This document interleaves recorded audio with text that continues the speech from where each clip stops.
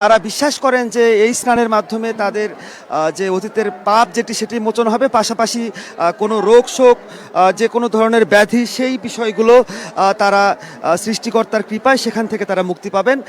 এবং এই যে আয়োজনটি সেটি বাংলাদেশে কিন্তু হিন্দু ধর্মাবলম্বীদের সর্বাধিক মানুষের কিন্তু এখানে যে সমাগম ঘটেছে এবং সকাল থেকেই আমরা দেখেছি নারায়ণগঞ্জের এই জায়গাটিতে মানুষ আসছেন এবং নিজের যে প্রার্থনা যে বাসনা সেটি কিন্তু তারা সৃষ্টিকর্তার কাছে জানাচ্ছেন এবং এই চৈত্র মাসের অষ্টম তিথিতে তারা এই আয়োজনটি করে থাকেন এবং লাঙ্গলবন্ধে এই পবিত্র তীর্থস্থান সেটি কিন্তু যুগ যুগ ধরেই চলে আসছে এখানে এই আয়োজনটি, কিন্তু সাম্প্রতিক সময়ে এই বিষয়টি বেশি প্রচারের কারণেই হোক বা মানুষের ধর্মীয় আবেগের কারণেই হোক প্রচুর মানুষ এসেছেন। যত দূরে চোখ যায় মূল সড়ক থেকে অন্তত 2 কিলোমিটার রাস্তা জুড়ে মানুষ কিন্তু ভিড় ঠেলে এখানে আসছেন এবং এই পুণ্য স্নানে তারা অংশ নিচ্ছেন।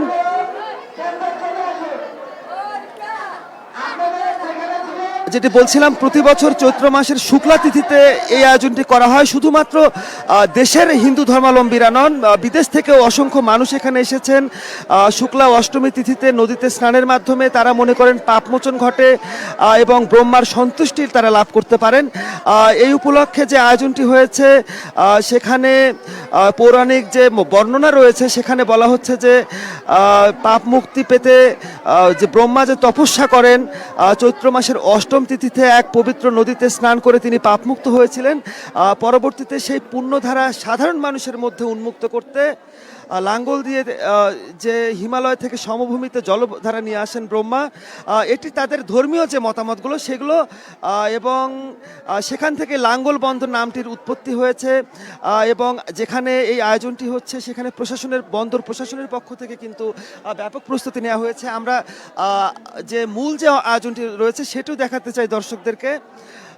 এখানে নানা ধরনের সংস্কার কাজ এবং হচ্ছে যে এখানে অস্থায়ী শৌচাগার নির্মাণ সহ এই হাজারো মানুষের উপস্থিতি যাতে কোনো ধরনের অপ্রীতিকর ঘটনার সৃষ্টি না হয় সেই জন্য প্রশাসন কিন্তু তৎপর রয়েছে।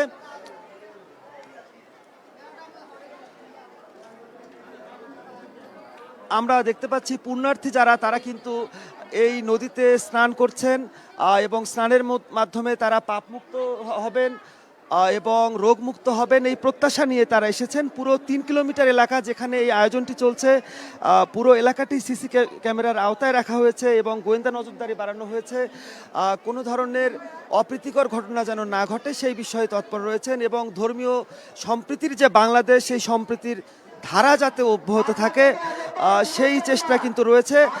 শুধু যে একটু কথা আমাদের হিন্দু ধর্মে আছে যে আমরা যদি পাপ করি এখানে এই অষ্টমী তিথিতে এই গঙ্গা স্নান করলে আমাদের দেহে যত পাপ আছে পাপ থেকে আমরা মুক্ত হই, এইটাই আমাদের সব হিন্দুদের বিশ্বাস।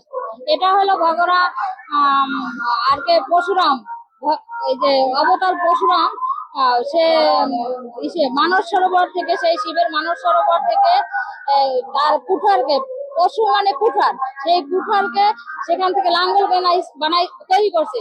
সেই লাঙ্গল সে মানস সরোবর থেকে শিবের আনতে আনতে আনতে আনতে এখানে এসে সেই লাঙ্গল থেমে গেছে, এখান থেকে আর কোথাও যায় নাই। তাই এই জায়গার নাম হয়েছে লাঙ্গল বন্দর। এবং সেই মানস সরোবরের কথা এখানে আমরা ভাবি যে এটা মানস সরোবর, এখানে আমরা স্নান করলে, এই তিথিতে স্নান করলে আমরা সবাই পুণ্য লাভ করবো, আমাদের দেহে যত পাপ আছে সব পাপ ধুয়ে মুছতে যাবে, এটাই আমাদের উদ্দেশ্য। সবকিছুর জন্য আমাদের একটা তীর্থস্থান, গঙ্গা স্নান, এই উপলক্ষে নাঙ্গল বন্ধের স্নান উপলক্ষে আমরা সবাই এখানে একত্রিত হই সবার মঙ্গলের উদ্দেশ্যে আর কি।